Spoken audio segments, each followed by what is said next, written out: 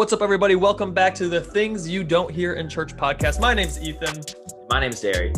And today we have the one, the only Josh Benson, the rapper, as known on TikTok. If you follow ChurchChad on Instagram or TikTok, you've also seen his videos.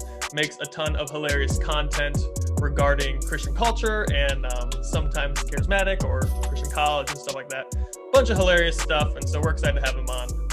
Yeah, thank you guys for Thanks for coming on. Were you saying something? I was just saying I'm pumped, man. I'm pumped. Oh, right. The most awkward start to any of our podcasts ever. This is the good thing about editing. We can just edit it out. We should start every podcast and just have an awkward silence and see how long it takes for the guests to respond to something, and just start every show that way. Be like, That'd be the best thing, but don't tell them. Yeah. Oh my god. Oh, that'd be great. It'd be something like all of our followers know is happening, so they would just be in on the joke as well. Just dying laughing. The guests are like, yeah. All right, Josh. So before we have like doctors on. Oh yeah, that's true. But it'd be even funnier because they're like doctors. They've never done like these podcasts before. They're PhDs. They need to be humbled too. Doctors need to be humbled. That's my today. Yep. Yeah, absolutely. So before we started, Josh, we were talking about where you're from, your background, stuff like that. Let's keep going on that. What's your like Christian background? How'd you grow up? Stuff like that. Yeah, dude. Me and the guy that run the ChurchChad page, Caleb, we joke all the time because I don't have that like built testimony, I guess, the one that's super crazy. I grew up in church, Baptist. Both my parents are like awesome, like amazing Christians. I grew up in East Texas, which is like the start of the Bible Belt. So very interesting growing up, where traditional, maybe conservative values met very closely with Christian values, and they kind of had a weird little marriage, a weird little love child. But I grew up in that. Even went to college in East Texas. I live in Dallas, Texas now. But man, really I guess you could say journey with like making content, and even I would say the journey of trying to find out what I believe kind of started when I took a step back from like the Baptist love child that we had like in our church in East Texas, and kind of realizing, God hasn't joined a political party, or these things that I did, when I would try to like talk a girl into dating me in college, for the sake of God, like, hey, listen, it's so not funny. Biblical, it's hilarious to look back on it, but it's like, that's not biblical. And so that's kind of how the TikTok stuff started, is just like, me and some buddies got bored in COVID, and we would just make fun of each other, right? Like, nice. Fun of each other because of what we would do, like in church or like talking to girls or whatever. And man, I didn't see this coming. Didn't see like it blowing up. But like next thing you know, is there's like a bunch of people saying, "Yo, me too." Like, yeah, like I knew a guy that did that, or like, like I got manipulated by somebody, and you're like, oh wow, this is like everywhere. Yeah. And so, I mean, it's been like 2 years since COVID hit now. And it's been like a journey, man, of like being on TikTok, kind of figuring out like what I truly believe with the Lord, and then maybe stuff that's not associated biblically that maybe I do believe, but it's like, don't drag that into, what you believe or what the Lord ordained. So that's kind of a quick synopsis. Cool. Nice. Are you still Baptist now, or do you go to a different kind of church, or do you go to church at all? Yeah, I'm non-denom. I go to a dope church we got in Dallas, Texas called Shoreline. Oh, cool. Yeah. I think I've heard of that before. That's pretty cool. Yeah, it's awesome. Is Dallas by the water? I'm really bad at Texas geography. We have no like ocean water, but we have a good number of lakes. I was gonna say Shoreline seems pretty beachy. It is. It's shoreline. There's no ocean remotely close, but it's close to like a bigger lake we have in Dallas called White Rock. Gotcha. I guess that's the only shore we have. I don't know. I don't know where the lake goes. Some young guy from California moved out there during COVID and is like, I'm gonna start a church. Called the Shoreline. Yeah. Some guy from the West Coast got a vision. Like, we're gonna start a church. Shoreline. Waves of young people. Right. Oh, why? That's it. It's so funny. Yeah.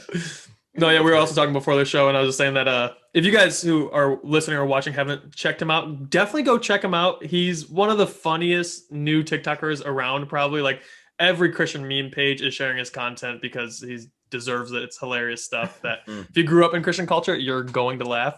And one of the things he jokes about is people going on exotic mission trips, and they're like, I'm out here in Santorini, where the locals call it a Santorini. Santorini. And I was like, dead. I was like, that's amazing. And we work in we were like our line of work. There's tons of students who do that all across the world. Like I went to Greece one time for a mission trip. Now, I didn't go to Santorini, went to Athens, but it's still like one of those things where it's like such a like being back home. I've heard 3 times people say, like, in one 30-minute session, first time back at church since moving to Michigan again.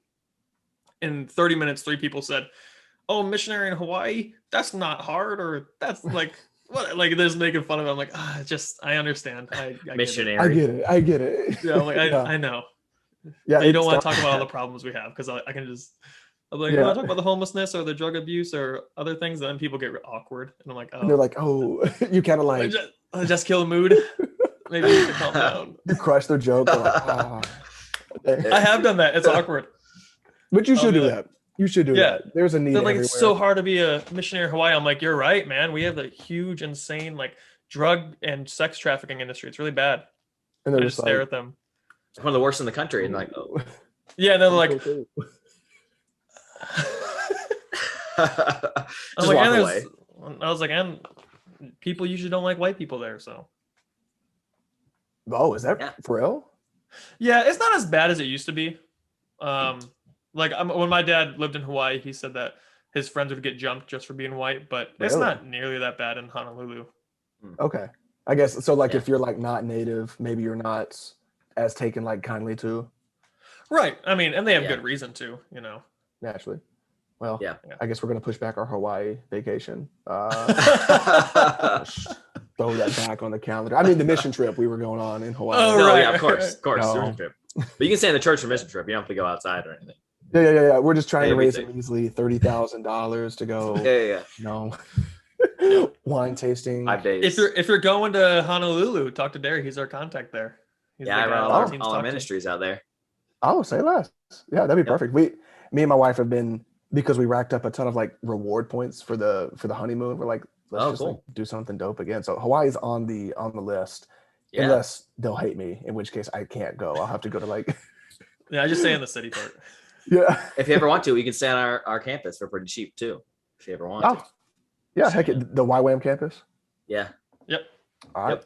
I see real something. Cheap, and food's included, all that kind of stuff. Yeah, it's like $50 a night per couple, or a little bit more, something like that. No, it's 30. Oh, per couple, it's 50. Yeah, per couple. Which is nothing. I mean, hotels are included?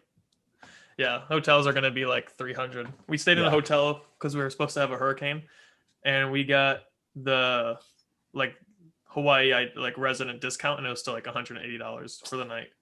And we're like, that's after the discount? What? People spend weeks out here? Weeks, months.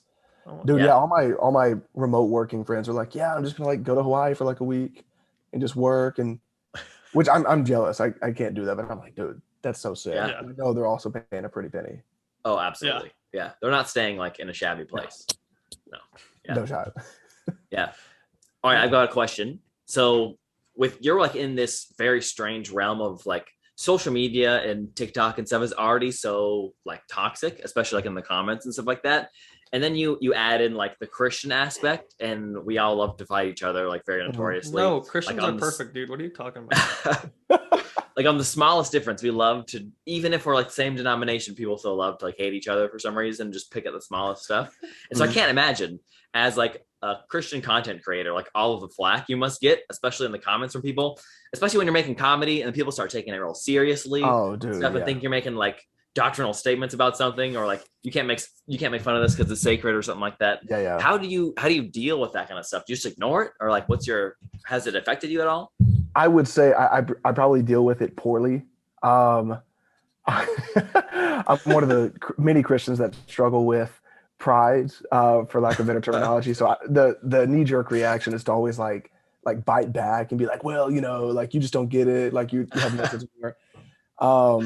But in reality, like you hit it on the head, Derry. It's like super, just like debate time every time in my comment section. Which, if there was ever a silver lining, it like drives up engagement. Me and my wife always laugh about it. We're like, everyone hates each other in the comments, but it's like 5,000 comments. So it's like kind of cool, but it just sucks, because at the end of the day, I made a video about it the other day. It's like, I'm never gonna clown or make fun of like beliefs that we hold like to the level of like this is like salvation, you know, like I'll never clown what Jesus did on the cross, but I'm going to clown the Chad that like literally tells you that God told you or told him to marry you, you know what I'm saying? Right. Yeah. And I think in the same way, like growing up, people mix like the conservative and Christian people mix like this weird subculture we've created of like wearing oversized t-shirts with like actual salvation, you know what I'm saying?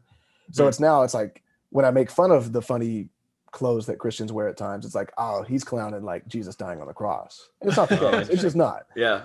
Right. But that's the thing about humor though. People need, that's like so prevalent in our culture though. But like humor is a place where you can make fun of a lot of things, as so much as so you're making fun of yourself too. And but you know, making fun of Christian content is always like kind of pointing the finger back at us, like, hey, look at us, we're kind of goofy in some ways.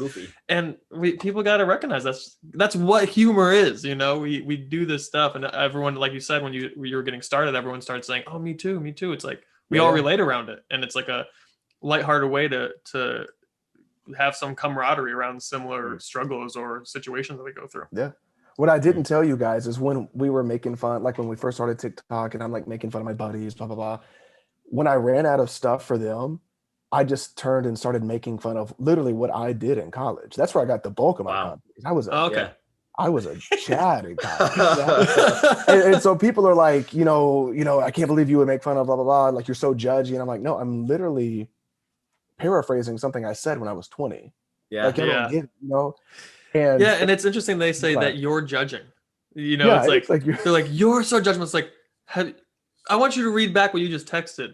And then it seems like you're judging. What?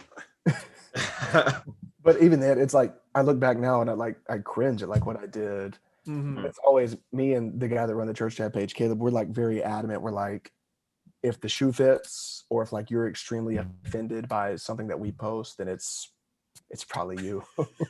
Yeah. And you hate to say it, but it's like you probably said that and stepping on some toes. That's so funny. Do people stitch you a lot, or is it mostly just like in the comments that people clap back? Yeah, I would say I get a fair number of stitches. Literally, I would say half of them are like, this is so true. Like, here's a story of when this happened to me. And that's great. Half is like, those are great. I love those. And then the other half is like, this guy is like a heretic, you know. False preacher. Yeah, I can't believe people would bash Christianity for views and, you know, engagement. And to that, I'm always like, I guess you guys know, like it's you take your perspective and that's kind of what you operate out of for like everything, like whether it's jokes or like, you know, even work.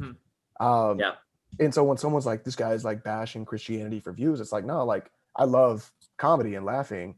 And Christianity is like my only perspective. I've been a Christian my whole life. I couldn't make fun of like Muslims. You know what I'm saying? I literally have just no perspective. And also that wouldn't be the best situation.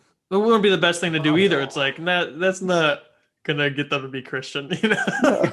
It would be just a horrible situation, but it's kind of like when you like think of like the people that are like amazing comedians, which I'm like not even in the same conversation, but like you think of like someone like Dave Chappelle, like he operates out of like stories or like personal experiences, and he just like tells great stories, and you're kind of like, he couldn't tell a story about, you know, something going on with like Russia, Ukraine or something like that. Like he has just no perspective with that.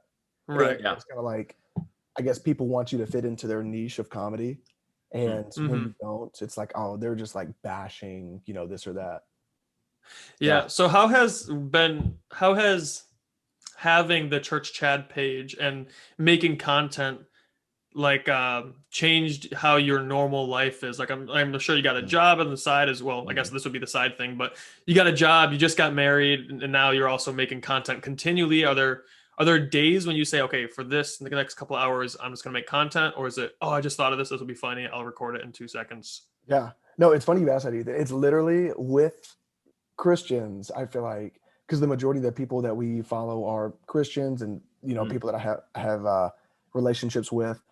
I feel like the content kind of writes itself at times. Yeah. And I work a 9 to 5, you know, I hear it like my desk setup now. I'm in front of computer screens all day. So I feel kind of like shackled by like corporate America. Hmm. And so I'll get my like break or I'll hop on lunch and I'll be like, I have to make this. Like I have to be creative. And Yeah. it'll be from like a story that my wife's friend tells her about a date that she went on in Dallas. Because there's, if you can imagine, because Dallas is still kind of Bible Belt, it's like everyone's a Christian, like no matter what, pretty much. And then just weird stuff comes out of it. So yeah, that's oh, there's so much like creative funny weird stuff that comes out of when there's like only Christians in a certain culture. It's amazing. Yeah. Have you do you follow Christians who curse sometimes? I love Christians who curse sometimes. That dude's awesome. Yeah. We had him on a while ago. Yeah, he's actually gonna come on next week too, I think. Next week too, yeah. Did he wear the Spider-Man mask? No, we just blocked out and put his logo on his face because he wore the Spider-Man one because there's a Halloween episode. Oh, okay. But yeah, like his stories are hilarious, and it's always like some of them can be like really weird, like the cringy date stories he does. Oh my gosh, it's like like every time I'm like, why do what are they thinking? Like who? Even if you're a Christian, you thought to yourself, this will be a good idea. Yeah, it's like that's what I don't get is. Like I guess the humor and even like what he operates out of, like he's killing it. It's like everything's based on a true story. And so when people comment like, you know, your page is like pushing people away or your page is doing this and that, and it's kind of like this stuff is happening. And so we can either kind of laugh at it and be like, you know, not even take it that seriously, or we can like try to sweep it under the rug and be like, you know, don't look at the man behind the curtain because it's not actually, you know. And it's kind of like, what would you have us do? Because this is happening, whether we like it or not. Yeah. Right. And you're actually pointing out that it's bad by making comedy about it. You're helping. That's like the hope out of it is like people can see, oh, this is hilarious, but that's messed up. Yeah. Yeah. And like pushing it under the rug is something that I feel like culture thinks the church has been doing, and there's been churches who have done that in the past.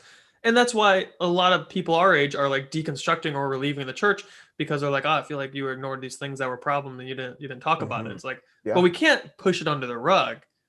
And, you know, we're not going to solve it tomorrow. So, you know, it's like, we can just also laugh at it. Some of stuff's harmless. Like, you know, the one thing about like your video the other day that said, brother in Christ, your love language isn't physical touch. You're just horny. That is hilarious. And that was one of the things I posted on our story to get people to notice that you're coming on. And people replied, because I shared it on my personal story too, and people replied and they're like, I can see you telling your students this. And I was like, that's so funny. Like, that's awesome. Dang, you're a sick youth pastor. It's so funny. Pastor. Like whatever capacity you operate in, that's awesome if you tell your students that. Like I don't know about that. But dude, it's just a lot of hormones right now. Yeah, it's just like, calm down. And then you can talk about like, hey, it's not bad that you're experiencing these desires. It's actually a good sign. You just got to have the fruit of the spirit of self-control and not give in. You know, like stay strong. Stay but don't try to like manipulate it and package it in a way that doesn't call it what it is. You know, it's just who I am. Yeah. Yeah, like my love language is physical touch. That's why I just want to, you know, touch your butt, and it's like, oh, you're 16, like. Or it's like physical touch being your love language means like high fives and like hugs. It doesn't. You don't got to do anything inappropriate there. It's like the where's my hug guy. Hug dude, that guy is using physical touch because he doesn't know how to use actual language. That's what he's actually doing. Yeah. You know, I saw one guy go, he like did kind of the same format, like that sound and the slow zoom in, and it said, my brother in Christ, you're not called to a season of singleness. You just have no game. I lost it. So good. I had a friend who told me one time, because this is like back in my early 20s, I was one of those guys like, I think the Lord actually wants me to be single for a year. And it's kind of like, yeah, but I also had been single for 5 years before that. But it was like, well, Ethan, just don't go flirting with every girl you see, because I was a huge flirt, you know. And then my friend goes, Ethan, I think I'm also going to be in a singleness, you know, unless someone comes along. Yeah. And I was like, what in the world? What? So you're just going to be like living? Yeah. I was like, that's not a season of singleness. That's just being a normal, you're just chilling. You're just waiting. That's what everyone does. He's like, yeah, but I'm gonna be intentionally single. It's like, but you're not, because you're just You're being intentionally alive, but I'm gonna be alive. intentionally single. Ethan, I'm gonna be intentional about being alive in this season. Awesome. Do that. Please Not respect many people that. do that. Yeah. That's so funny. That's So I great. had a friend in college. She would always put herself in like weird time frames of like singleness. She's like, I think God just wants me to be single for the next, 4 months, and then blah blah blah. And it's kind of Interesting. like, I told her eventually, I was like, hey, if God wants you to be like single for like that long, then you'll just be single. Like, Yeah. just hang out. You know what I'm saying? Like, Yeah. pray about it. But she would just do it over, and maybe a That's guy would come along. It's like, no, this is happening now. And I'm like, this isn't like an announcement. You can just kind of hang out. It's like when people always say like, hey, I'm going off social media. Like I just I'm like, gosh, you don't gotta tell us. Just we're not. No, I'm never thinking, where's that person's story? I'll just text you if I need. I'm like, and then they're creeping the whole time. Like they'll like something. Oh, absolutely. And stuff. Yeah. Like, I just want to focus with the Lord. And they come back like a week later, like this has just been so rejuvenating. Yeah, I'm a new person. No one cared. Like we care about you. We do not care about your social media. Like yeah, for sure. So when we were talking online, beach picture. Yeah, all right. You gonna post? But when we were talking online, you were talking about how you've been super into Christian thirst traps lately. Tell us about that, dude. I'm very passionate about Christian thirst traps, or the lack thereof, I guess. Like creating them. We want Christians to be thirst traps. We're trying to flirt to convert. We need to be more attractive. So the exact win souls. I am sick of seeing I guess I see dudes mainly. I'm not on like the women thirst trap side of things. I'm sure it happens. But I'm sick of seeing dudes like in like just like a cutoff tee, like flexing, and kind of like biting their lip. But then like the cap, and it's like a slow zoom or whatever, and they're just kind of. But then the caption says like, I love God. I can't wait to meet like my wife or whatever. Like I'm ready to get out, and you're just kind of like, what are you doing? It's so hard to know if they're being serious though, because when I see that, my brain immediately goes to they're at a higher level of comedy, and this is all like just satirical. So I'm sure a lot of it's true. That we have like relationships, because you can imagine like some TikToker knows another guy, and we always there's like a group of guys that I talk to. We always encourage them. We're like, at this point, just keep going, and like make it comedy.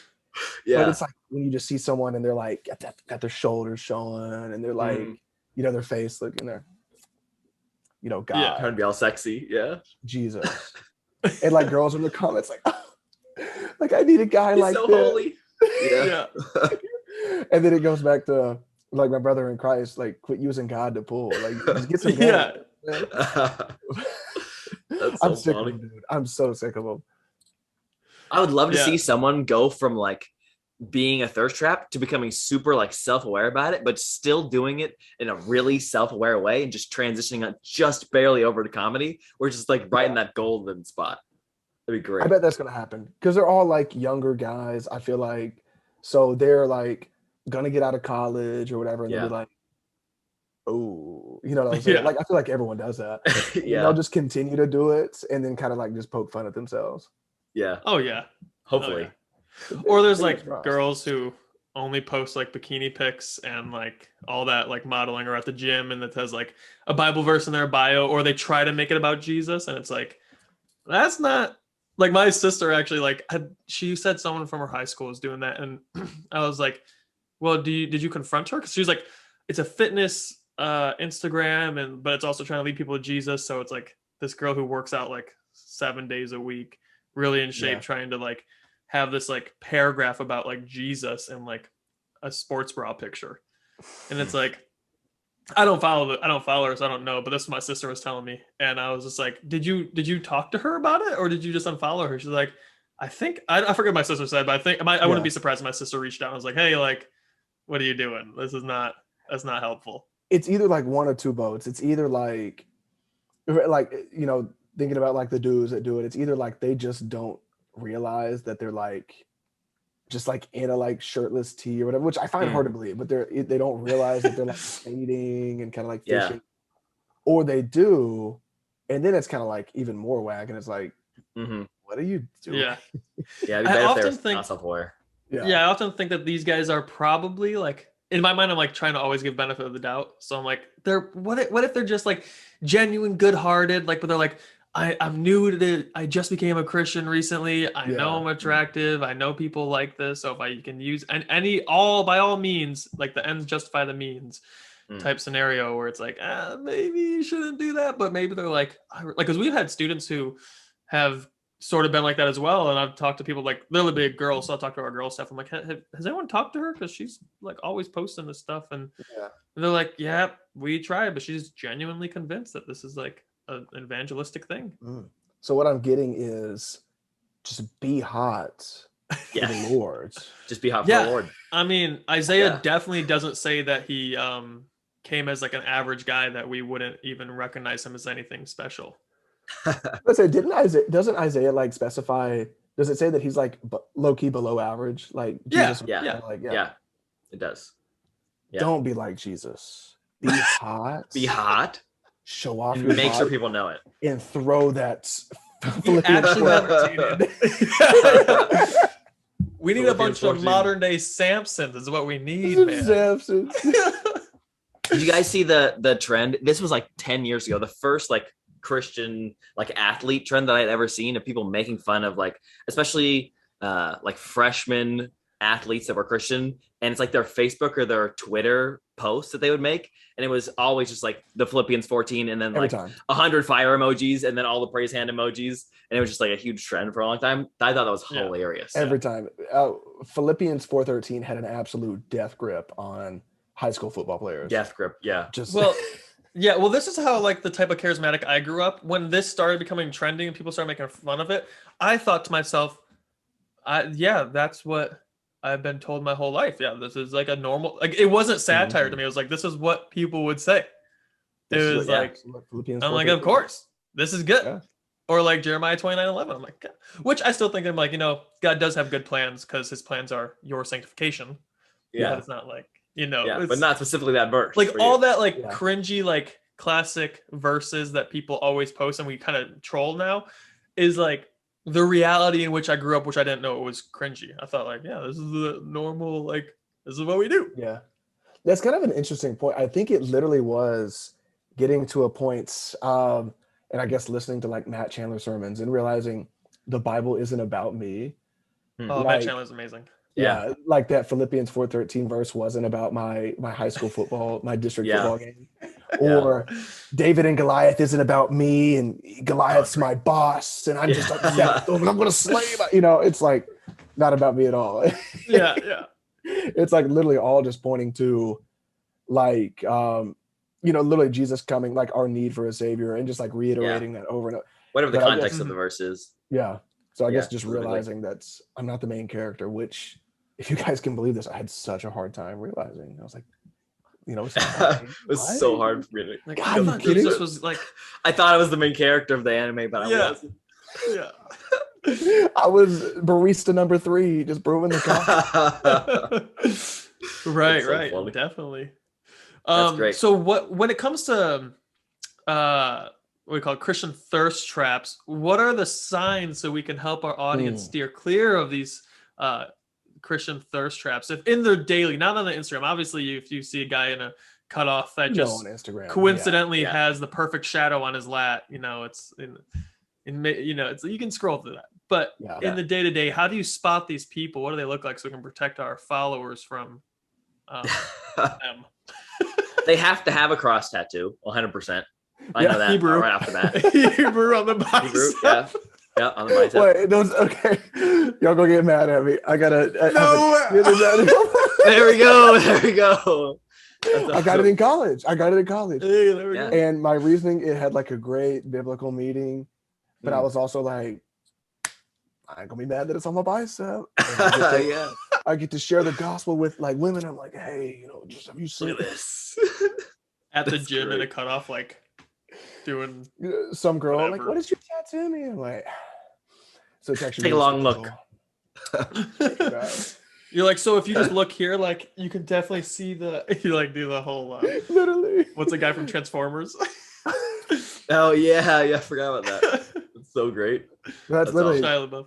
that's a telltale sign. If we see the biceps, Christian Mm. thirst trap. If we see, I would say just the arms in general, is the shoulder. Like if the guys are showing off the shoulders, the arm. If they've got kind of like When they don't need to. Like if you're at youth, You don't need to. wearing cut off. It's like you don't need to do that. put a sweater on. If they get the lip bite in, like you're right there, or like the tongue, bro, like they'll sit there and they'll be like, and you're like, what are you doing? Like, It's not that dry outside. Like you don't need to be doing that. Your lips Like, aren't just- chapped. It's summer. just keep remoisturizing over and over. So I would say those would be the big things. Offside, like accessories, the dangly cross earring, gotta go. Oh man. The Bass Pro hat, but like pulled Oh, yeah. down, gotta go. Yeah. But yeah, I would say those are the telltale signs for guys. Nice, Yeah. nice. So watch out, stay clear. There Stay you go, clear. girls. Steer clear. We gotta find two accounts that are like, one is a girl like Christian Thirst Trap, one's a guy. And we gotta get them together on TikTok somehow, and they gotta be in a relationship and just like create this like not trifecta, but like this thing where they It's can do beautiful. Yeah. this marriage of this Together. cringe. They just do it together. Oh my And they just gosh. continue to get their like affirmation from comments. Yeah. And Yep. And then they can transition to YouTube and start a YouTube couples page and then really blow up together. they would be There we so go. hot that it would blow up. Oh yeah, 100%. Yeah. They start having I mean, that's kids. You the- follow their journey. Yeah, that's the biblical way to do it. This feels like Cola Brand. This feels like the Cola Yes, it is. That's exactly what I was Cola thinking about. Brand, Wikipedia, and you copied it and threw it in the notes. That's so Oh my funny. gosh. That's No, great. dude, literally, it's a real thing, and I'm combating it. I'm so brave. I'm just such a brave Christian. You are brave. I'm I mean, someone's combating- got to do it for us. Dude, somebody's got to do it, guys. And I'm stitching every one of them that I see. And I'm laughing. Oh, actually, that's hilarious. I'll like if I see one that I'll like stitch it. I think on my burner account now because I keep getting Nice. reported because it's like harassment. Really? Harassment. Yeah. Harassment. What? Are you serious? Yeah. Which Oh my guys, if I'm being honest, I might get to heaven and God might be like, you didn't handle that well. He's like, hey man, what was You going go, on? hand earlier?" on the shoulder, like Josh, I love you. Those thirst traps, you should have just left them alone. Yeah. He just hits you with the buddy. It, like, I had you a see the plan for those disappointment. guys. I'm like, God. But God, did you see him? And God's like, yeah, his lats were huge. God pulls out the analytics. Like, you see how many Yeah. people read their Bible because of those laughs? I get it. That's so funny. It He's was got the up to advanced something. stats. God has Yeah. all the analytics, bro. We're gonna pull up. He'll be like, Josh, this is how many hours you spent not reading the Bible and on. Oh my gosh. I'd be Assist, rebounds, steals. These are all. like, That's so funny. That's Oh, so we forgot funny. to cover the we forgot to say the staple 100% of always avoid Christian thirst trap is the God told me to marry you. We mentioned Oh my that gosh. briefly earlier, but that happens far too often for the line of work that Derry and I are in with our students. And it's always something we like tell our students, do not say this. God is not telling you this. I was gonna Most say, you guys, Derry, I know you didn't hit on it, but like Ethan, you said you're like charismatic. Correct me if I'm wrong. Yeah. Is YWAM like a little like charismatic? Yeah, Yeah. we're We're considered, like, interdenominational. super charismatic. Okay. So we have everybody like is welcome in it. Okay. So you could be Orthodox to charismatic. We have some people who are Reformed, but I would say overall it's a little more charismatic for sure. Okay. The church, the non-denom that I went to in college more so was the first time I was like introduced to like prophecy, the gift of like Okay. Yeah. being prophetic. We actually had a church split because the original church did not believe in like the continuation of spiritual gifts. Oh wow. Whereas the pastor that I really loved was like, no, they're like definitely still here. And I was like, yeah, you're legit. I'm following you. And so that's when we got introduced to like the gift of prophecy, which I think there was like a lot of good that came from that. But when you're, 20 years old and you're just in love with a girl, how convenient is Infatuated, it? maybe. Infatuated. Yeah. And how convenient is it that you had a dream and she was there? Yeah. You know what I'm saying? And Yep. it's tough, I guess, with like that gift in particular, or like just like, moving around that when you've got like horny college students and they're just like, Yep. man, I tell you what God said to me. Yeah. Don't question God. Yeah. Do not question this man.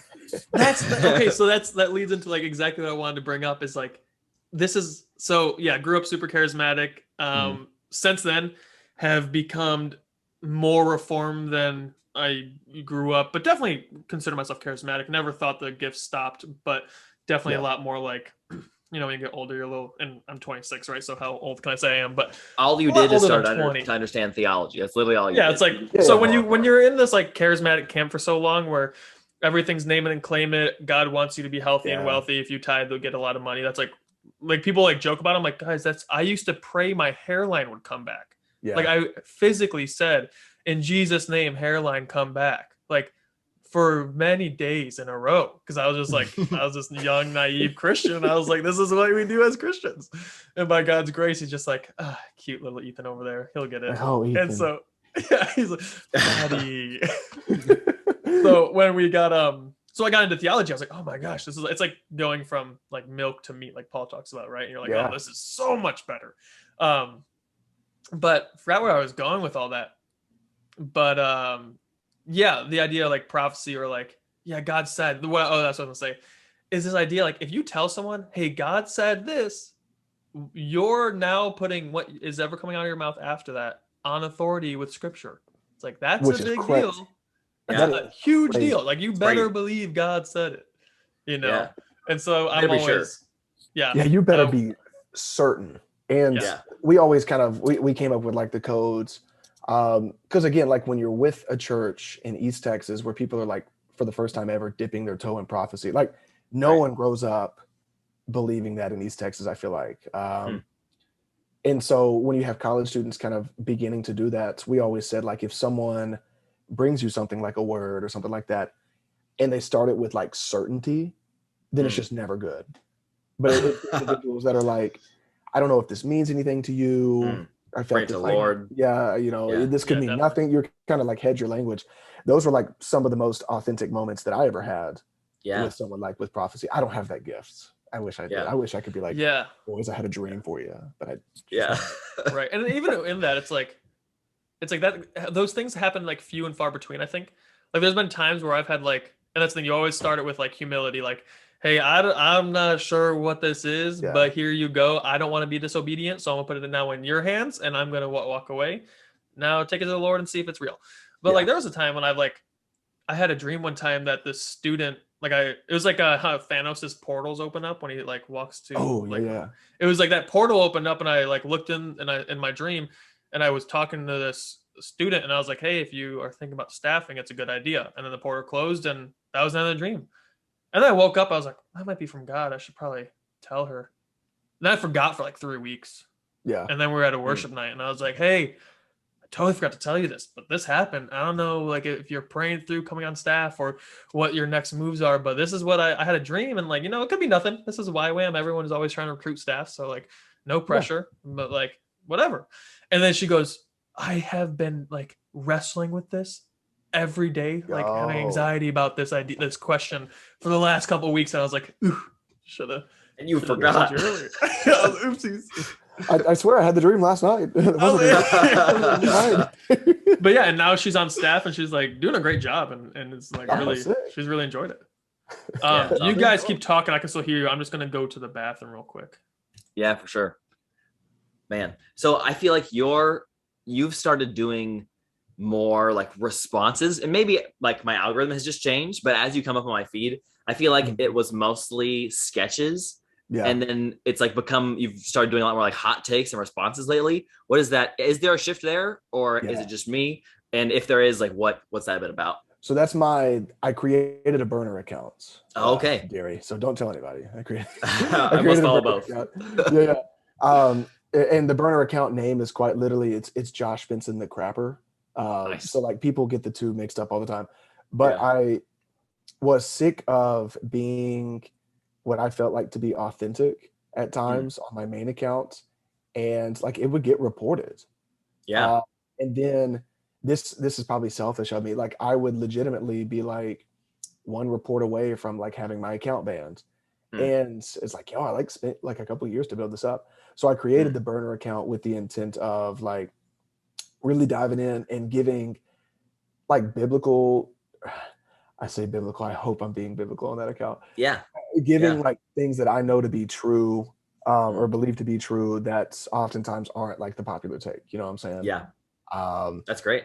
Like I literally, there was one the other day that like I talked about deconstruction and it was kind of like, that was a great one. I saw it. Yeah. Okay. Yeah. So you get it. And so it's kind of like just maybe some things that sometimes people don't want to hear, and it's not popular and it's not comedy, but it's still true.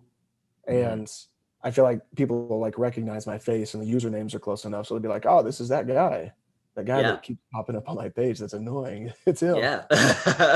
I felt like the takes that you make are so honest, and I think most of them are pretty spot on from like what I've seen, especially because they come from a place of like such honesty and also conviction that you have. Like you make this content, but you want to be honest with people about how you feel because you're in such a unique position to see a lot of different sides because of the social media presence you have. You can see a lot of those perspectives that a lot of people that are very disconnected don't see. And so you get that vantage point that's so much better for you to comment on situations because you have that.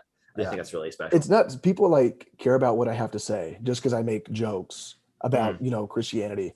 One thing that I've realized too is that, and my wife pointed out, isn't it crazy? Like you get a wife and you realize like, I didn't know how messed up I was until I got married. Can't wait. Yeah, dude. It's like just a whole, what Pandora's box of just Josh needs to figure some stuff out. But it's like every comment that I make on that is like, something that I personally is like I feel, and it's like something that I need to correct. But she's like, you sound like super prideful and like super like accusatory when you do that. And I'm like, yeah, you're probably right. Dang, I sound kind of like a jerk. But it's literally stuff that like usually like I think about whether I'm like thinking about just like I don't know, like the Lord throughout the day, or like if I'm like hopping in the Word. It's something that literally God is like, you like Josh.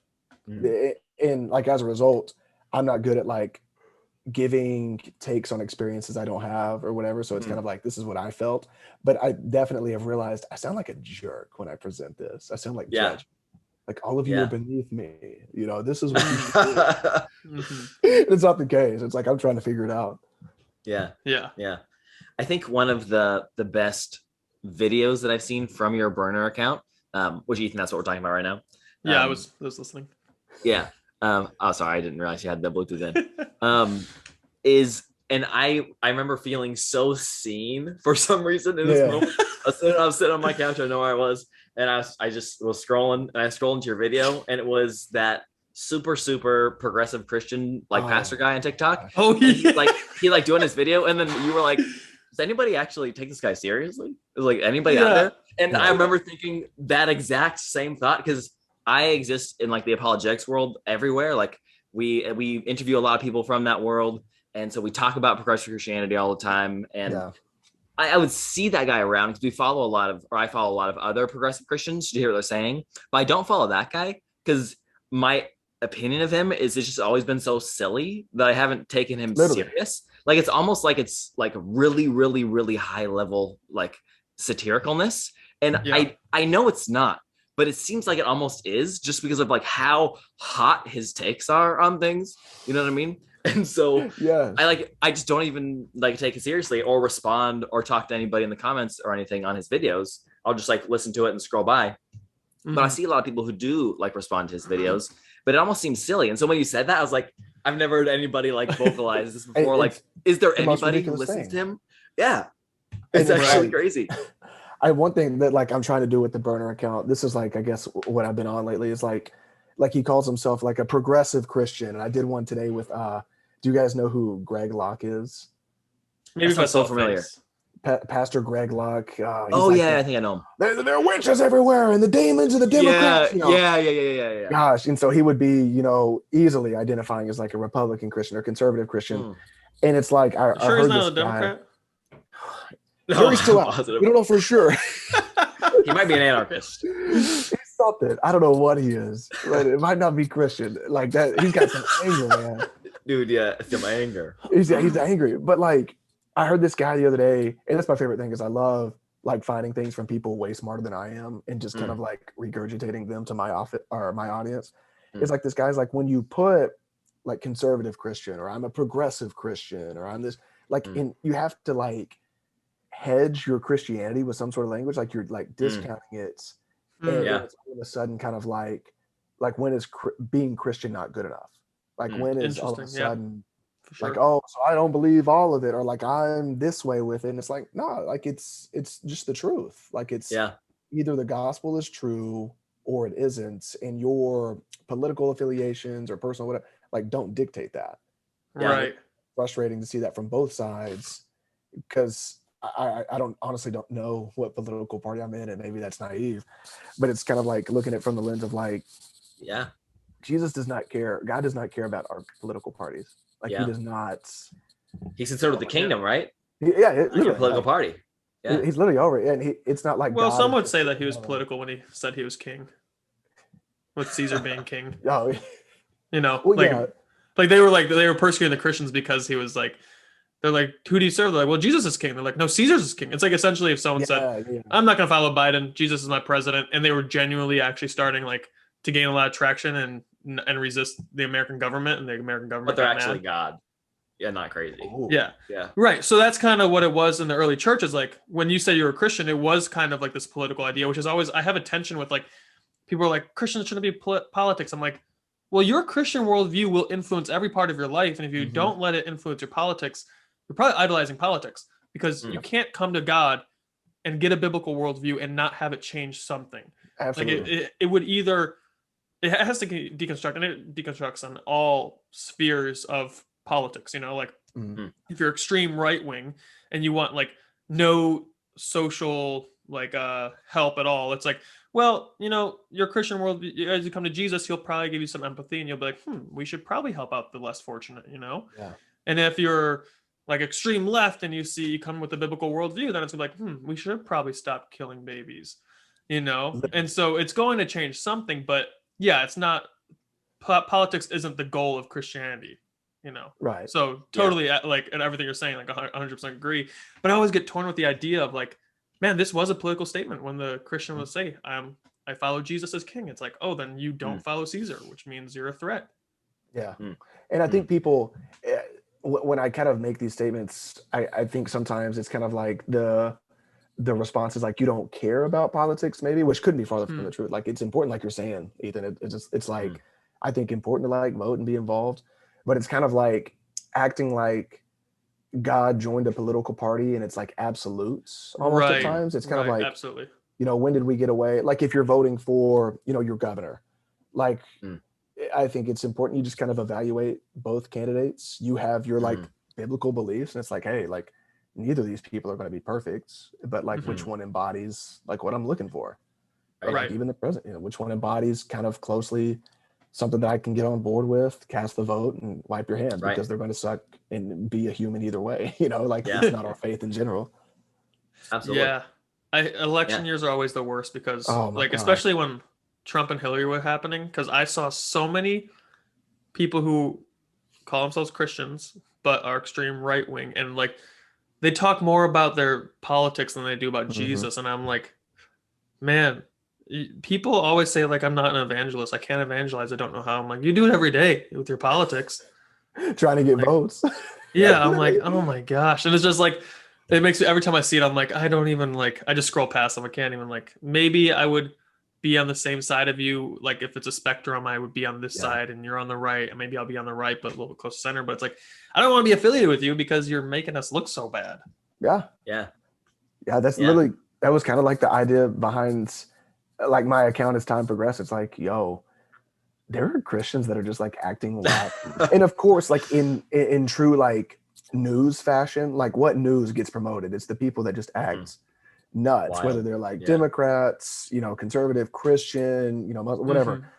And so it's kind of like this idea of like, you know, make fun of like the Greg Locks and the what's the guy's name, the Brandon Robertsons that are like just crazy. And it's like, they don't speak for the like 95% of Christianity that's like, we love Jesus, we're here, it's normal, You know, Yeah. like you're not gonna have to like take a blood oath. Well, I guess it's kind of Yeah. a blood oath. You drink his blood, but like you know what I'm saying? It's crazy.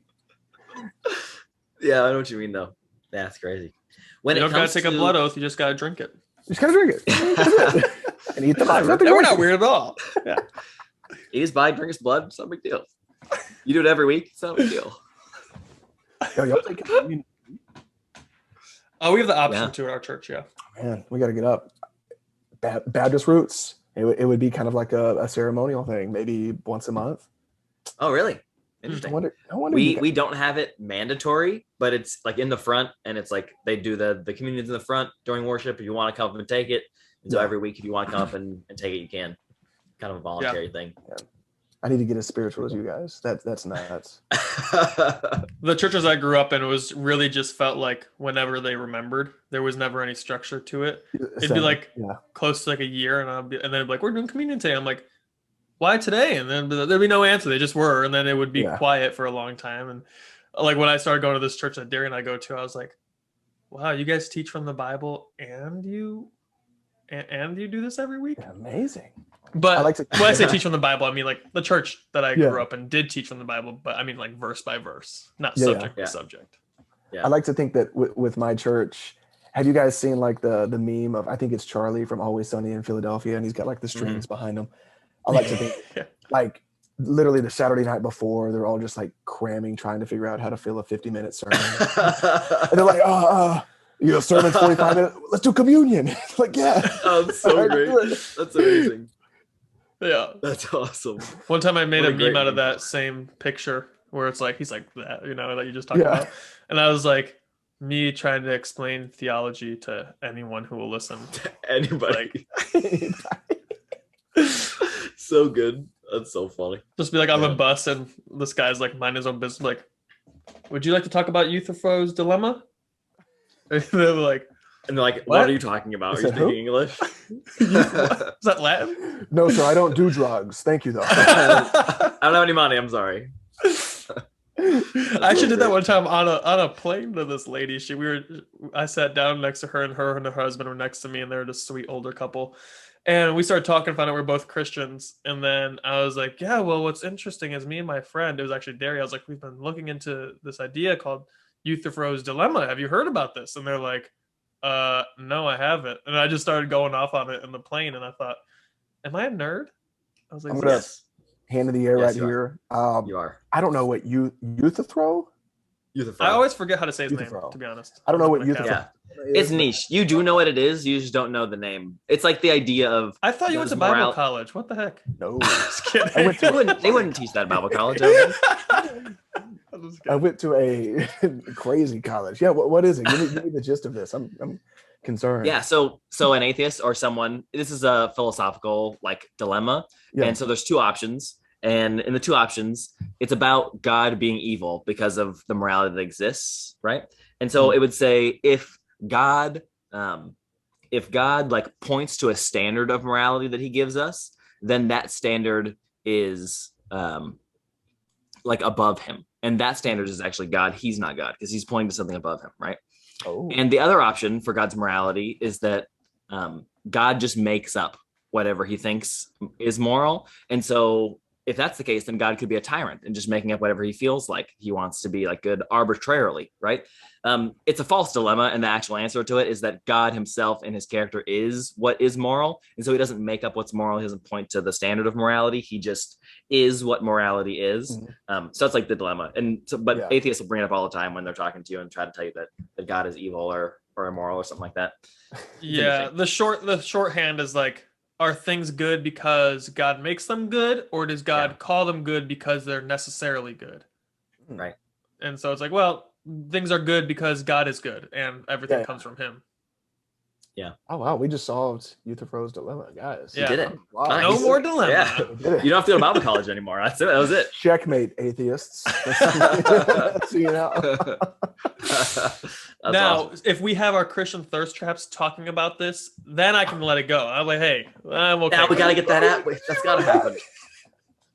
Dude, We gotta start. We gotta start a Christian thirst traps theology page. They just talk about in-depth theology. It'd be amazing. I would watch that every day. like his abs, get shredded, and he starts breaking glistening, down, oiled up. It's like he's like I'm this. intrigued. He's like, are things good because God makes them good, or are things good because they are good and God? And then it's like zooms into his chest, and it's like neither. He's putting like C.S. Lewis quotes on his arm. Yeah. Like I hate it, but I'm kind of like, it's a good quote. It's kind of That's deep encouraged theology. though. Yeah. You're like with the homies. You're like, that's a good quote, guys. I'm like, yeah. Gotta give it to him. I'm inspired. That's awesome. I'd subscribe. That's the Yeah. new. That's the new standard. That's the new standard Yeah. for thirst trap. Oh, yeah. We're walking away from this. Yeah. We're changing thirst traps forever. Listen, Dude, we're as long revolutionizing as their the game. theology is Yes. good, we're happy. Hey, like thirst trap all you want. Just get some good doctrine and theology, and we'll be fine. What we don't want is to erase thirst traps. What we do want to erase is shallow thirst traps. We need some deep theology. We need quality content with this The thirst trap. theology has to outweigh the thirst trap. You know, it's a scale, and we got to see if the theology is a little bit heavier. Like when I was a sophomore in high school, our Spanish teacher was very attractive, and I've never done better at Spanish. It's just like, let's really dive in here and teach the world. You know? Yeah, giving you a reason to study theology. Hola, señorita. You know, I was Yeah. These guys start like a Patreon where they're like, for $15 a month, I'll do a Bible study with you. Shirtless the whole time. Shirtless. And we can work out afterwards. That's $30 a month. Yeah, right. Christian OnlyFans. Oh No. You don't have to make it just purely sexual, Derry. OnlyFans can be for anything. No, I know. It's just so crazy. Our parents had televangelists. We have thirst traps. What if the televangelists break out like a thirst trap session now? Yeah. And it's like Kenneth Copeland's just like kicking it to Frat Boy 2525, and he's like, yeah. Kenneth just like gets his stuff together, starts working out every day, goes keto, and just becomes super hot, and just does both. He's doing cardio in his private jet. Yeah. Oh, the private jet. Oh my god.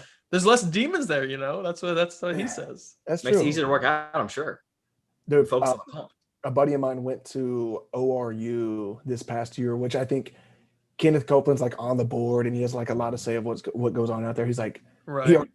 he transferred down to like a public school. He's like, that was a nightmare. Wait, he was teaching there? No, he was just a student. Oh, but Wow. he transferred down, you said. Yeah, he was like, he was there. He got in. He had like a good scholarship. He left it all just to go to a public university and like be normal. Yeah. He's like, I can't do it. Wow. He's like, Yeah. I'm like going, and I'll walk in my dorm room at like 10:30, and my roommate thinks that that's too late. And he's asking me like, what's wrong? You know, and like, Whoa. you know, like That's he went insane. gambling because Oklahoma has like good casinos. He's like, I went gambling with like $40, and like people are like praying for me and like, Wow. chastising me. And I'm like, That's oh, crazy. Gambling's not even in like considered a sin in the Bible. There's not one verse you can talk about it that Yeah. says it's sinful. I was like, That's buddy, crazy. get out of there. So now he's going to Texas A&M, and he's just Oh, gonna have a good. blast. So good for Yeah. him. He's gonna Class at school. Yeah. should stay at ORU though. Gambling and staying out past 9:30. 10:30. Could you imagine a college Dinner. student? Oh my god. Jeez. Sin. Or what's that one you did about like, hey, like you signed a covenant and you were drinking, like you made that thing, and I was like, that's why I thought you went to Bible school, because I talked to my one friend who did go to Bible school, and he's like, yeah, like every year they genuinely make us sign a covenant. I was like, does this did. school recognize what a covenant is? That's a life binding promise. That's not. Yeah. You make covenant in marriage and salvation. Well, That's so like I the went two to things. Stephen F. Austin. I don't know if you guys have ever heard of that college, the Lumberjacks. Mm-hmm. We're like super popular when March Madness comes around. Okay. But the SFA, the running joke was like it stood for sex, fun, and alcohol, like party school. Oh, yeah. But I was one of the I was one of the leaders for our college group, and as a result, we signed like a covenant going into the year. And that was consequently the year that I turned 21. And I remember like I Broke turned that covenant. 12. Was it like no alcohol, or is it just not getting drunk? It was no alcohol in excess, which I still broke it. I think almost out of rebellion because I was drinking. I remember I turned 21 and I'm like drinking at my house. and like not drunk, just hanging out with some Mhm. people, and like more and more people came over. Ended up being like 30 people at my house, which was great. Hmm. And then all of a sudden, I'm getting like chastised. It's like, why are you drinking like in the presence of like other people? And I'm like, I'm in my home, and I get what you're saying. Like you signed a covenants, blah blah blah. Mhm. So that's where that came from. Interesting. Okay. I was like, dude, I had Wow. like 2 ultras. Like I'm cool, and those, I'm all right. can't believe you. You have a position of power, and I'm like, I'm 21. That's crazy. Leave me alone. Wow. You're like, this is a small group. You came to my house. I invited They you. were at my house. Like, Yeah. came over here. Yeah. It's like, so you were drinking with people. It's like, would you rather me drink alone? Yeah, like if y'all want It's to a listen little to worse. the Crowder band, go to Yeah. That's so great. Oh man, I'm telling you, it's Wow. like Wow, a that's lot of it's wild. based off of true experiences. Holy cow. That's the thing. Like, I feel like I was spared a lot of that. Like, even growing up charismatic, I was like, I never went to Christian college. I never went to a Christian school. I grew up inner city Detroit, so I did have a little bit more of a different culture than just charismatic stuff. But it's like, I feel like, I have a little bit more rebellious attitude. So if anyone's like, you have to sign this covenant, I'd be like, no. Ooh, why? I'm like, Yeah. wait, I'm coming to a Bible study and you're asking me to sign a covenant? I'm like, this is Really? weird. No, I'm saying if that happened. Oh, okay, If that okay. happened. Yeah, No, that'd I'd be be nuts. like, no. Can you If you're imagine someone from- isn't a Christian and like they just become a Christian and they join your like Bible study or whatever, they have to sign a covenant and they just have no idea what that means? That'd be Like, so You crazy. cut your hand and and, it's then like you something put that's your hand in the crazy paper. important. Yeah. Like here, sign a covenant. They're like, what's it like? You're like a contract. Oh, cool. Yeah, whatever. Uh, it's just a life binding contract. If you Yeah. break, we can kill you, and it's Yeah. justified between God and Abraham did it. It's fine. Yeah, It's not a big cool. deal. Yeah. all the big No. guys in the Bible did it. Everyone. Ethan, All the if you're cool from people. Detroit, do you listen to the prophet Big Sean? Yeah, Okay, Of course. cool. Yeah. I was gonna say if I was The from prophet. Detroit, I would like only listen to Big Sean exclusively. yeah. So whenever I have not whenever, but oftentimes in Hawaii when I have off time, I'll go drive Lyft just to make a little bit extra. Yeah. And I had these guys from Oakland in the car, and I was like, "You guys want to play your music? You can." We had like a 40-minute drive to the other side of the island, and they're like, "Where are you from?" I was like, "Detroit," and they're like, "Oh," so they just played Big Sean just because they knew I was from Detroit, The whole and I time. was like, See me get guap right now. So, dude, I love Big Sean. Yeah, He's he's dope. good. We had Yeah. I worked at Cook. Have you guys ever heard of Cook before? No. It's a rather big, I would say. It's like a sports Christian summer camp based out of Oh, cool. Missouri. It was fun. It was a lot of fun. We learned a lot about some of the things that happened in the past years after we went. And we were like, oh, but you're working like 6 days a week. You're off like 1 day a week, and we would call it secular Saturday. And so, all week we're like worshiping, we're with the kids. Secular Saturday rolls around, like we're hopping in the car, and it's like, you name it. Like, not even like rap, it's like the worst. The worst, yeah. Oh my The most gosh. atrocious, like, make your grandma have a heart attack Yeah. type of rap. And that's what made me think of that is That's so funny. Christians that are like violently against rap. It's kind of like, I get it, but I can't mess with you. I just can't. Yeah. Yeah, That's or so like funny. sometimes we have almost like not almost opposite problem, but like my students will be walking around the dorm that they live in with like all other like they're like some of them is their third school, some it's the second school, majority are first year students, and my students are walking around playing the new JID song out loud, Yeah. and I'm like, hey dude, listen, I know I like JID too, I like Dreamville, all of them, it's great. J. Cole's my favorite rapper. Yeah. Don't play this out loud. You're supposed to be a leader right now. You just go off base. You just can't Go have off it out base. loud right now. Put your headphones. Literally. That's all you have to do. Be smart about it. Yeah. And some of the students are like, wait, I can't have this out right now. I'm like, no, you're at a Christian university. There's people who have different convictions that you don't know. Mhm. And it's Yeah. not like a rules thing. It's not like against the rules. Yeah, it's just yeah. like, just out of wisdom, maybe don't do To respect this. people. And that's why it's tough. And that's like a lot of the videos too. It's like people that have like maybe convictions on stuff like music. And instead of just like kind of keeping it to themselves and kind of, just interacting with the Lord on that, it's like hey buddy, I heard you listen to that new J. Cole song. Oh, I heard curse words in it. You can't be a Christian and do that. Yeah. And you're like, shut up. yeah. Out of all your videos, those made me the most mad. Yeah. But because I've had that. I posted Yeah, I was think it, we all on my have. story? Yeah, I posted on my Yeah. story like about a couple of days before I made that, just like songs that I have enjoyed in 2022. Um, and like people literally commented back and was like, "Where's the worship? Yeah. Where's the worship music? Yep. You know, I can't believe that you would listen to this." And I'm like, because it's dope, you know. Like, Yeah, it's Yeah. quality music. Have you heard the beat? Have you listened to J. Cole? It's sick, bro. Oh, you haven't listened to J. Cole, have you? You're still on Hillsong United or Hillsong Young and Free. Young Which Free's is first album. that documentary Good. dropped, and I haven't gotten any worship song comments. That's it. I haven't seen it. We should probably watch it and talk about it, but I haven't seen probably. it. My problem is I can be pretty cynical, and so I try not to put myself in situations where the cynicism will get fed. And I know if I watch that and I'm not in the right headspace, I'll just be like going off. And I'll be like on the church or like on it's called the New Apostolic Reformation, and it's the idea of like the NAR, and they're like it's like dominionism theology, where like we are now establishing the kingdom of God, so we need Christian schools, we need this, we need that. It's like Bethel, Hillsong. Some people would include YWAM in it, although I think that's a wrong inclusion. And just like hyper charismatic stuff that I can go off for hours about. So I'm just like, interesting. So what do you think about it though, Josh? It was so, man, I'm kind of at a crossroads now. I thought it was very good, very like put together pretty well.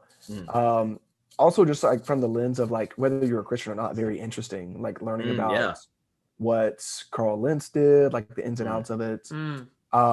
Then watching how Hillsong, like as a whole, tried to like make him the scapegoat of maybe some larger problems that like I think it was Brian Houston was like just under the rug. But at the same time, I'm kind of at this crossroads where, like when I started my TikTok, I would say I was like reforming a lot of my beliefs, and now I'm to the point of like seeing these deconstruction accounts that are like still just like clubbing churches over the head. And they've kind of run out of content now. So now they're kind of just reaching for stuff. Yeah. Don't be mad because you like deconstructed and you're done. You know what I'm saying? So I say that to like point back to the documentary. There was a lot of stuff in there that you're like, that's the most shady stuff I've ever heard in my life. But then there was other stuff, like people talking about volunteering. Yeah. Did you watch it, Derek? No, but I've seen like clips of it here and there. Okay. But I also just watch a lot of that content. And from a non-Christian perspective, just stuff that we do is just weird sometimes. And so it's just as simple as like this person sexually abused this person, but they also eat and drink the blood of Christ every week. And you're like, well, we do that because all Christians do that, but it's not like a manipulative thing. It's just something we do. Or like they have to pray or they have to worship. They're forced to worship every time they go to the Sunday service or something. And there was one like girl that was like going in on the documentary. And I guess I could see this. I'm not a music study guy. I'm just a rapper. In a horrible way. And she's like, and she was talking about like the songs they would choose to play and how like manipulative it was, like the progression of like the chords and like they chose this song, you know, and you're kind of like, I guess I can get it, but it's also like it's worship. So it's like if people are being, I don't know, emotional or like, you know, really intuitive, it like might be interacting with the Lord. I don't know. I'd be curious to hear you guys' opinions on that. If y'all have heard that take of, we're gonna tell you right now. Eden's got it. Yeah, Derry, you want to go for it first? No, tell them about that guy that we listened to on TikTok. I was just gonna. It's so interesting. So that whole accusation has actually been around for a long time. Really long time. Like, really? The like they manipulate you with worship, and for a long time I thought even a lot of people think they're like hypnotizing you. Right. They like some people who are like sound experts, like you're talking about, would listen and be like, oh, these beats put you in a more transient state, so they can be more emotional. Like it's like factual stuff in a sense where it's like, you can know how to hypnotize people, and then you can look at their beat patterns and you can say, oh, these look really close or synonymous. So I think that's problematic if they're doing it intentionally. So if they're like, let's create music that will put people in this subconscious mind state so we can get them to do this, and then like obviously that's wrong and you shouldn't do that, and the thing that fuels your worship shouldn't be emotional manipulation. It should be love for the Lord. But this guy named Elias Dunner, I want to say, he's on TikTok. Really cool guy on TikTok. Okay. He's got really good content out there, and he talks about this because of this controversy that came out. And he's a Christian musician, was in a Christian band, still makes Christian music. And he's like, the thing about music is like all music across the board is trying to invoke emotion. Literally. All of it. He's like, there's music that you listen to when you're going to the gym that you want to get pumped up. There's running music where the beats per minute help you actually keep on pace, There's music where you listen to calm down and relax. If you're feeling sad, there's music. And he's like, this is not a bad thing. And it's actually like, don't we want to worship God with a totality of our being? So why is it wrong to make music that brings out a more worshipful attitude if we can, and it's like honest worship to the Lord? He's like, you shouldn't be mad. He's like, his idea was, if you're gonna be mad at all of these people, then you should be mad at your favorite artist too, because they're doing the same. Absolutely. Okay, I love that. Yeah, that's exactly how I felt, because they were bashing on it, and you're kind of like I get it if they're like just bringing out something like a chord progression right as they're maybe passing like the tithe bucket around. And I think that's so funny. But like, if it's like you just walked in, you're fresh out the car, just got done arguing with your family, and it's like always you honestly, like your mom just got done, like literally my mom like would whip my butt sometimes before church. My parents were pro spanking, so I would literally get a butt whipping before church. Nice. And you walk in and you're like, you want to like be ushered into like kind of a spot of like worship, regardless of what you're bringing. It's like easier to do that when, like you're saying, like the music is like calming. And it's like, like I'm literally like in the presence of the Lord now. Like this is sick. You know? So, and it's not like we're using music to, I don't think most people are using the emotional response of music to manipulate people. I think that God created music to have an emotional response so we could use it to worship and experience him. Not that like other backwards way around. Prove it. At the beginning, we can talk about it later, but at the beginning, like it seems like a really, really like harsh statement. Like music is hypnotizing, and like you could play chord progressions that will like hypnotize you, and like you start getting thoughts of like, oh, I didn't know what I was doing when I was worshiping, and like this was just manipulation the whole time. And you start inferring all these things, and you start to realize like there's nothing different between like Hillsong's new album and Taylor's new album. Like Taylor Swift's new albums, it's the same thing. You know what I mean? Like it's gonna do the same emotional response for you. It's like, are you worshiping God with your emotions, or are you like enjoying Taylor Swift? Like either of them are wrong. We got to realize what you're doing with your emotions. There's a difference, but it's the same theory. Like worship music with that, and then like the big booty mixes for working out. Big booty is like, it's literally like you're listening to like high BPM, like freaking mixed well, and you're like, like I'm about to crush a workout. It's the same thing. Yeah. And I would wonder like why, when it comes to emotions, is it like quote unquote wrong when there's things that stimulate your intellect that are secular, and there's things that Christians are going to do and as Christians we want to stimulate your intellect towards God. And it's like, well, why is stimulating emotion all of a sudden bad when we're trying to stimulate like our intellect as well on the daily? We are trying to educate ourselves, and no one would say, oh, you creating educational content for Christians that's trying to manipulate them to follow Jesus. It's like, no, I want people to follow Jesus, and I'm trying to create content so people follow Jesus. And so if there's music that can be good and well done that everyone will listen to and point to Jesus, it's like, that's going to be a good thing. And like, why would we ignore a tool that we can use to worship the Lord? But like I said in the beginning, if their intent is we want to create this music to hypnotize people, to sell records, or to get a mass response, obviously that's wrong. But then it comes to the point where it's like, but you can't know that. And that's not your job to know that. Your job is to preach the gospel and make disciples. God's the judge.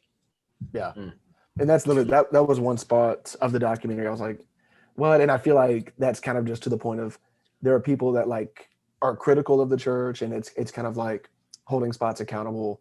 And I like to think that I'm in that sphere. And I think that now there are like cynical people of just like, whatever happens, like we're going to tear it down. I'll find something wrong.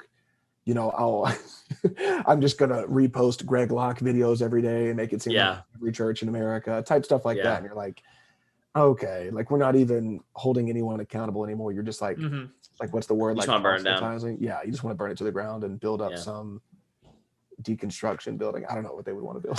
Right. Well, it's interesting because like maybe at the beginning of their journey, they were trying to think like, hey, I want to create helpful content. I'm deconstructing. I just want to share my thoughts, have an outlet. answer people's questions. And then as attraction builds, and you know what's your anchor in that. You know, as a Christian creator, your anchor can be still like, hey, you have God, you have the moral accountability to have the fruit of the Spirit. So if you sense pride, then you have the wisdom and hopefully accountability to say, hey, maybe let's go for a little bit, you know. But for those people who are deconstructing, like, what's their anchor, what's their fuel, or what's keeping them continue making content, it's people coming back. But if they get to the point where they're done deconstructing, but now they have this huge following that they can maybe even become like financially proficient off of, then it's like, oh, now there is a demand. And, you know, it's like also you see this in the news and the media, both sides attacking each other violently because it's like, well, this controversy causes traction. And what you have to keep that up, to keep engagement up, to keep popularity up, to keep money up. And it's like, you know, like Christian churches probably have the same problem. That's why like maybe they change their messages and get more watered down so they keep the numbers and the finances. But yeah, it just happens with influence. There's that very real tendency, I think, that comes along. It's like, hey, now you have to keep this going. And I think it's like super popular too, and maybe people don't realize it. Like when I like was really trying to figure out what I believed, like I'm very thankful that I had like a good community around me that kept it centered around like, okay, like what does scripture say type deal. But like if you're deconstructing and you don't have like someone to point you in the right direction, or if you're not like focused on like scripture or Jesus, all of a sudden your deconstruction comes, okay, like the church said this, let me ask like society, like what do you think about this? And of course society, like, oh, that's so weird, you know, that's or like it'll be your own truth. It's like, well, how do I feel about this? Well, of course I don't feel great about tithing every week because it's like I could spend that on an Xbox or something.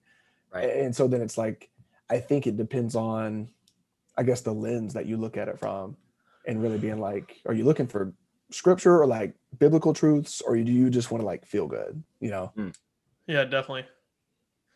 Yeah, I think as we're getting closer to the end of the show, we'd love to know about what you're like thinking about doing in the future. Like, are you just kind of going with the flow right now? You enjoy creating the content, but there's not really like a plan, or do you kind of have something you're going towards or building towards, or an idea for the future at all? Anytime like a friend asks me that, I always quote the Joker from Batman. I'm like, do I look like a guy with a plan? But I don't feel like I have like a set plan. I feel like, cool. You know, there have been so many opportunities that have come from this. I met my wife through TikTok. Cool. Oh, wow. I've made like good friends through TikTok and had like cool opportunities. I don't know what could come of it, you know. Maybe one day I get to like speak or like do comedy type stuff. That would be super cool because then I don't have to work a 9-to-5. Yeah, right. But I think that the way that this came about was so spur of the moments, just kind of happened overnight, didn't see it coming.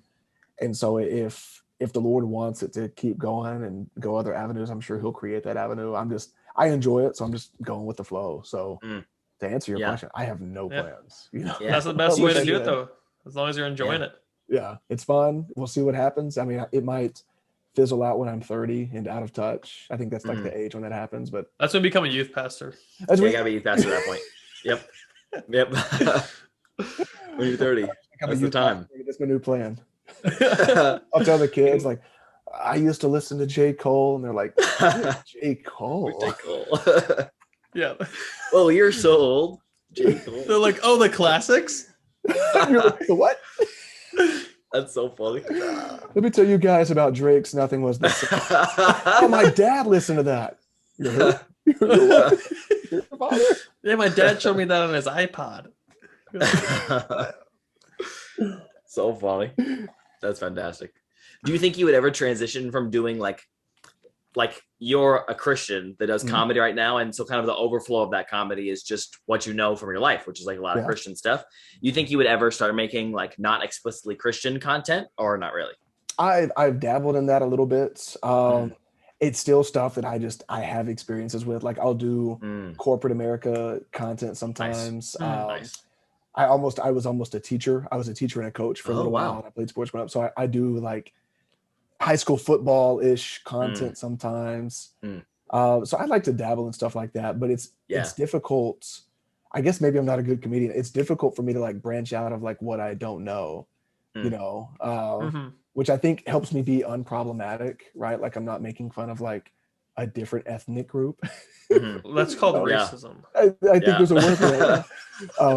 So it helps me be not problematic, but at the same time, I Mhm. think that's like the best comedy. It's like when you know it, you grew up Yeah. with it. So Yeah. I like do what I know, but I mean, Mhm. Christianity. And there's so many things that are just like slightly married to Christian content that you can go to. Like you've got food content, you've got the football and like the sports Mhm. and the school in general, jobs. You have like so much stuff around Christianity Mhm. that every Christian has experience with anyway that you can go Oh, yeah. to and it's still gonna be relatable to your audience that you're gonna be okay. Oh yeah. Or like anyone who's gone to church, you can like they've picked up on the things that you're hinting at. So it's like Yeah. like you got a wide Yeah. threshold of people you can reach. Yeah. With Oh comedy. yeah. Everybody's experienced. I guess it's a good thing and a bad thing. A bad thing at times. Everyone has an experience with Jesus to some extent in America. Yeah. Yeah. Yeah. There's Sometimes a it's saying good. that there's a saying that says either people are Christians or not Christians for the same reason. I'm butchering the quote, but it's like either they're not Christian because they know a Christian and they took him to church, or they are Christian because they know a Christian and they probably took him to church. It's like, see, you got like good and bad on both sides. Yeah. So It's interesting. Yeah. trying to show the All good. right. Yeah. We've got one last question that we like to ask everybody when they come on the show. Every time we have a guest, we ask them this, and we've had a very large range of answers. So feel free to say or pick whatever you want. But here's the scenario. Okay. It's back in Rome. You're in a gladiator ring, right? The Romans are going to feed you to an animal, right? But you get to choose what the predator is, and you get to choose what melee weapon you use. What is the most aggressive or largest predator you think you could defeat in that gladiator ring? But you get to choose the weapon. And it can't be like a non-existent or a futuristic weapon. It has got to be like a spear, sword, knife, something like that. Wow. Yeah, no lightsabers. Yeah. Oh, dang it. And we've had, you can think about it for a little bit. We've had like a wide range of answers. Ethan usually says like a dagger and a hyena. We've gotten like spears and bears before, which I don't know if that would work out. No but one's maybe just, it would. They just got a lot of hope. Okay. And Some people say said like hammer and a mouse. So any predator. Yeah. Yeah. Ooh. Yeah. And while you're thinking, I want to say, someone pointed out to me that they think daggers are like this big of a blade. I'm talking about like I have a replica Sting from Lord of the Rings, which is an elvish dagger, and the blade's like this long. So I'm thinking like little sword, 17-inch blade. Is it a dagger? Maybe I don't know my weapons very well, but that's the type of blade I mean. For everyone thinks I'm going to use a rinky-dink knife. Could I say them? I love it when the odds are stacked in my favor. I would like to win. You know what I'm saying? I don't want to. Yeah. Could I say that my predator is a killer whale? I mean, you just kind of drop it in. Okay, that's something we talked about last week because someone did say that. They're like, shark. No aquatic animals. We just made that rule. Yeah, almost had that. Unless you want to fight it in the water. If No, like good luck. No, you can do that. I am lifeguard certified, so that killer whale is gonna have trouble with me. Me too. I guess what I could do. I'm not confident in my abilities. I'm so washed up. I would get a giraffe. Right? Would a giraffe be like a predator, or is that too much? I don't predator know. for leaves. Predator for leaves. Well, if I'm a leaf, he's a vegan, so it works out. Yep, there you go. I'm trying to think of what you think you could take out like a mountain lion? Oh God, no. I don't think so. Would eat me up. Like you can say a boar. Those things are fast, so you gotta watch out for their tusk. I could probably take down a boar. Let's see. And honestly, I would want like I think I would want nunchucks. Oh wow. Boar. Okay. Interesting. Did you watch anime growing up? I would want My mom didn't let me. Just Ninja Turtles. Were you homeschooled? No, thank goodness. The mom did not like Pokemon, anime. We played Pokemon behind her back. Sorry, Mom, if you're listening. But I would take on a boar and I would go nunchucks just because I think nunchucks are kind of sick. They are sick. I might lose. That's one of the most creative answers I've heard. That's probably one of the most, if not the most, because I don't know. I would never think I could kill something with the nunchucks. Maybe I just don't know them. Maybe I don't respect them enough. But I think I'm confident enough against a boar because like we hunt those down in Texas. They're kind of stupid. So I think aren't they invasive down there? I heard that very, so recently. like there's like limits on deer and duck, but you can just kill as many boars you want. Wow. Oh, film it and send it to us, and we'll know if you're for real or not. Okay. I mean, there aren't many in Dallas, but yeah. Like you literally, We can make this a reality. This takes our podcast. Put you in a cage, get some nunchucks. Yeah. We can do it. A boar. Yeah. No, I have friends that will literally set up like corn feed or whatever and put like tannerite or like bombs. Whoa, really? Yeah. And they'll film it. Like if you YouTube tannerites boar, like you'll see it's nuts. Whoa. But yeah, they're invasive. Man. Everyone hates them. So we just kind of kill them. Wow. That's a great answer. I love Blowing that. them up's like a bit excessive. That's so intense. It's very intense. You can't eat that. I mean, no, probably. You can't. Unless it's like super clean, you can't eat it. But East Texas is very yee. You know what I'm saying? Like, Yeah. I'm out in my boots. I'm gonna kill some animals. Like deer season is a holiday. Like people are out of school on Friday. It's not. Oh yeah, same here. Yeah. Show up for the opening season. I go to like first day of opening season. I show up to work because I've never gone hunting in my life, and I just and no one's there, and I'm like, how did HR approve all of you taking this off? Yeah, literally. I'm like, how? Yeah, it's a HR is also gone.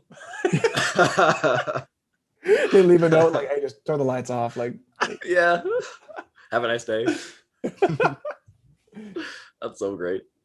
Nice. Yeah. All right.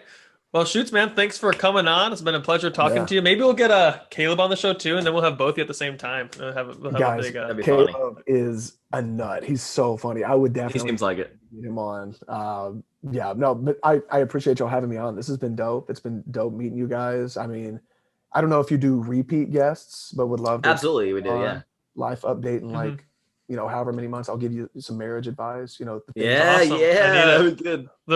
Maybe the week before I get married, we'll have it back on just for marriage. Come advice. on, I'll have marriage tips, but they'll all be horrible. Yeah, right. Perfect. You are the man. You are never wrong. Okay. Tell your wife to calm down a lot. A lot. Yeah. That's so Tell funny. her she's overreacting. The logic will help her realize she's overreacting, and then she'll calm down. Give your knife a blade, and then tell her you're overreacting. Then cut you up some dinner, and it'll be great, man. He won't murder you. I'm gonna try That's this, and then I'll let you know how it goes. You'll come back with like an eye patch. We're like, Ethan. It went well, I see. Well, You can't my do bed that, is the couch. That's fun. It's not as bad as it seems. In my car. They come back, we're all divorced. We're like, well, this didn't work out. Filming from our cars. Right. I'm filming from the courthouse. I got my hearing in 30 minutes. Yeah. Just on the steps of the courthouse. Like you see me, I've been crying. I'm Yeah, I like, was saying tears like, welcome back to the show, everybody. this marriage tips were good. Josh live.